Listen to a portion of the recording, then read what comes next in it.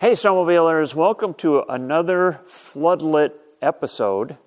Sorry for all the lights here, but I've got a story to tell, and I want to show you explain to you guys kind of the process that I went through to troubleshoot a problem here.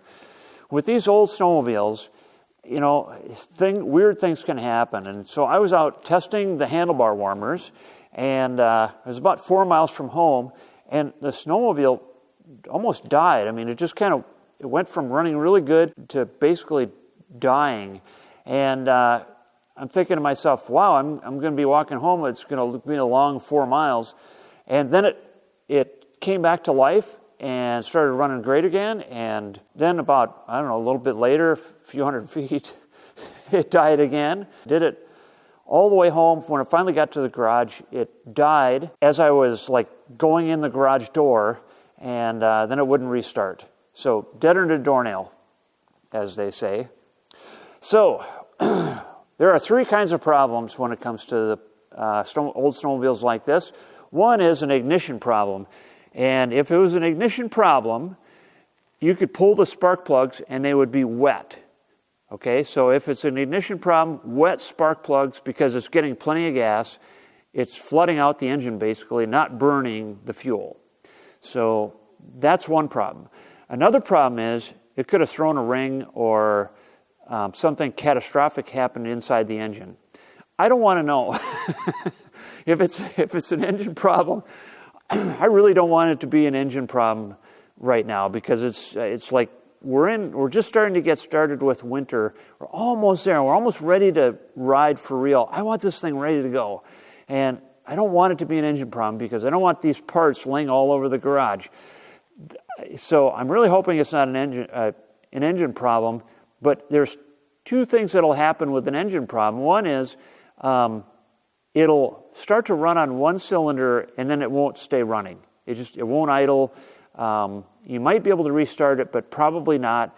Could get a lot of backfires with it. Just a lot of problems. The other thing that could happen is it can lock up, and then you're not going to be able to pull it over. So obviously that's catastrophic. But in this case, I can pull it over fine. That's not a problem. When it does run, it runs good. So that's something. So the other problem, so that's one problem, ignition. Second problem is something wrong with the engine. Third problem is fuel. And here I've got the air box off. Here's the air box. And I've got the air box off so I can show you this. But in this case, if it's fuel related, could be the carburetors, could be the fuel pump, which is down here, could be fuel filter if there was one. There's a bunch of, or bad fuel. Bad fuel, if you've ever had water in the gas on a snowmobile, you'll know what that feels like. And that's kind of what this was acting like. It was like it would just die off, and then all of a sudden it would roar again forward and, jump forward like a good 120 horsepower, 600 cc engine would. And then all of a sudden it would just fall flat on its face again. Like there's water in the gas. So I sucked all the water out of the gas. I sucked all the gas out of the gas. Okay. And put fresh gas in it. Still nothing.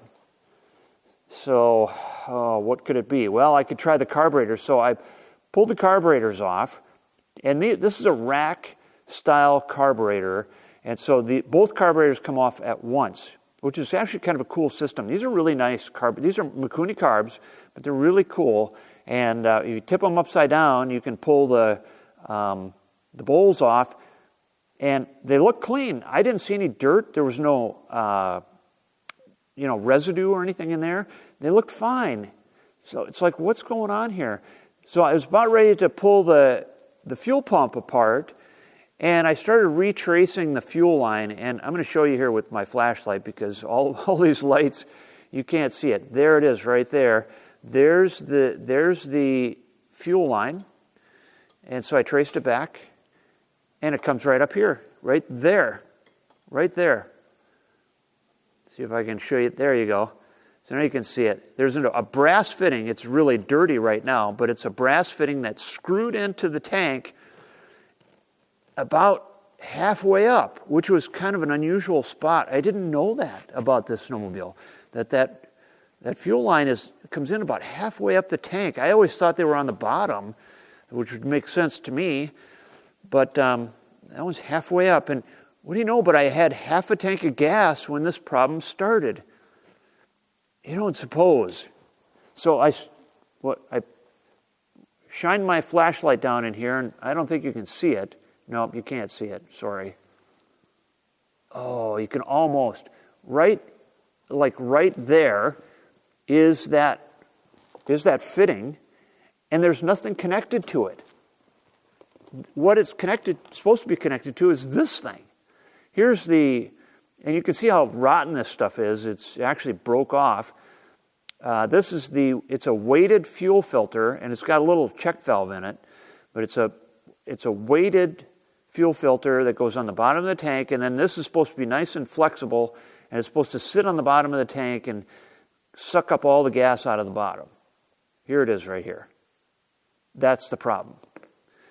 So, first lesson for a new snowmobiler, you get these especially the old snowmobiles, you get a good deal on it.